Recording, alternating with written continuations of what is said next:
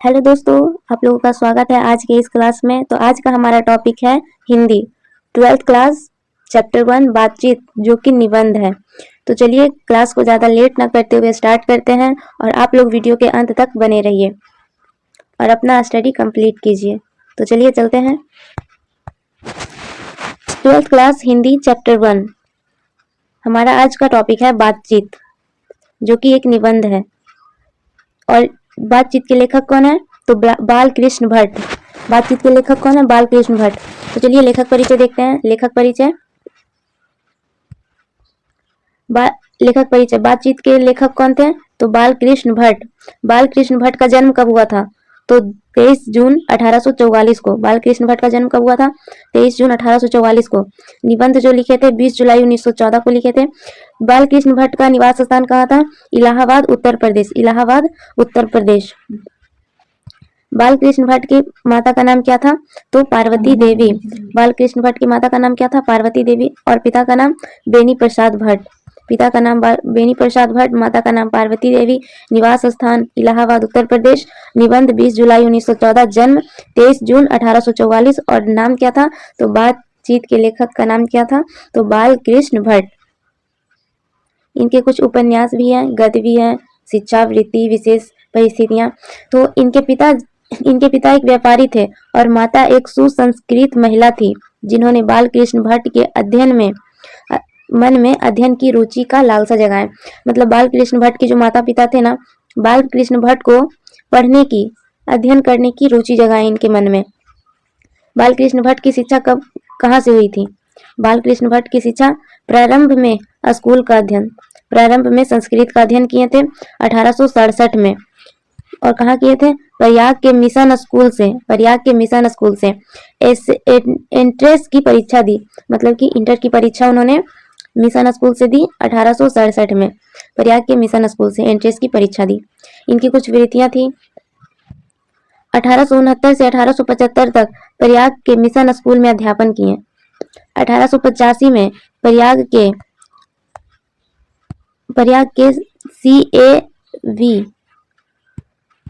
CAV school में संस्कृत का अध्यापन। 1888 में प्रयाग की कायस्थ पाठशाला इंटर कॉलेज के अध्यापक नियुक्त हुए थे, और किंतु उग्र स्वभाव के कारण नौकरी छोड़नी पड़ी। इनका स्वभाव जो था ना, थोड़ा उखड़ा उखड़ा सा रहता था, तो इसी के कारण इनको नौकरी छोड़नी पड़ी। उसके बाद से लेखन कार्य पर ही ये निर्भर रहने लगे। कुछ विशेष परिस्थितियां भी थी इनके जीवन में। पिता के निधन के बाद, यानी कि उनके पिता की जब मृत्यु हो गई थी, पिता के निधन के बाद पैतृक व्यापार, मतलब पिता का जो व्यापार है वो संभालना पड़ा था बालकृष्ण भट्ट को ही। पिता के निधन के बाद पैतृक व्यापार संभालने के नाम पर गृह कलह का सामना करना पड़ा। इसलिए बालकृष्ण भट्ट पैतृक घर छोड़कर, मतलब अपने पिता का घर छोड़कर, घोर आर्थिक संकट से जूझते हुए हिम्मत से काम लिया और साहित्य के प्रति समर्पित रहे। इनकी कुछ रचनाएं। रचनात्मक सक्रियता। भारतेंदु हरिश्चंद्र की प्रेरणा से हिंदी वार्धिनी सभा प्रयाग की ओर से 1877 में हिंदी प्रदीप नामक मासिक पत्रिका निकालना प्रारंभ किया। इन्होंने मासिक पत्रिका निकाला 1877 में, ये आरंभ किए थे निकालने के लिए। इसे वे 33 वर्षों तक चलाते रहे। 33 वर्षों तक इन्होंने मासिक पत्रिका जो निकालने का आरंभ किया था, ये उनका 33 वर्ष तक चला।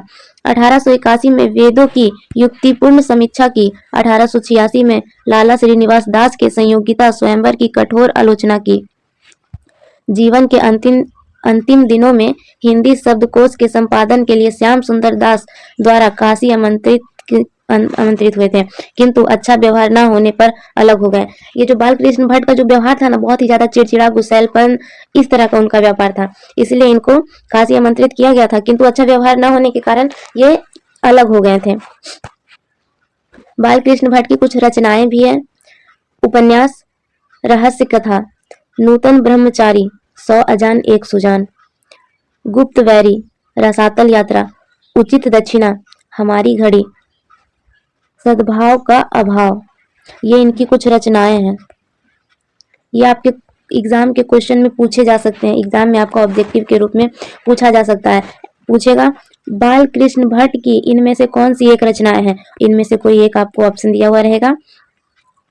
इसलिए आप उसको याद कर लीजिएगा। या फिर इस तरह से भी क्वेश्चन रह सकता है, रहस्य कथा किनकी रचनाएं हैं, तो उसमें चार कवि का ऑप्शन दिया हुआ रहेगा, जिसमें से एक रहेगा बाल कृष्ण भट्ट, वो आपका बिल्कुल राइट आंसर हो जाएगा। इनके कुछ नाटक भी थे, बाल कृष्ण भट्ट जी थे, उनके कुछ नाटक भी थे।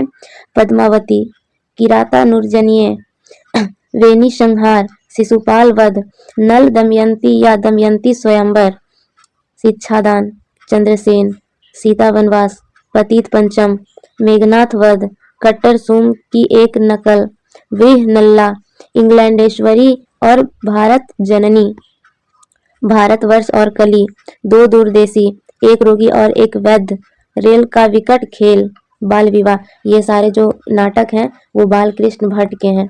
आप लोग याद रखिएगा, सारा याद नहीं रखना है आपको, कुछ कुछ याद रखिएगा जो कि आपका क्वेश्चन अगर एग्जाम में आए तो आप लोग आसानी से बना लें। ओके, तो ये सब जो कुछ रचनाएं हैं वो बाल कृष्ण भट्ट के हैं, सॉरी नाटक बाल कृष्ण भट्ट के हैं, ये उन्होंने ये नाटक रचे थे। प्रहसन, प्रहसन ये भी बाल कृष्ण भट्ट ने लिखा है।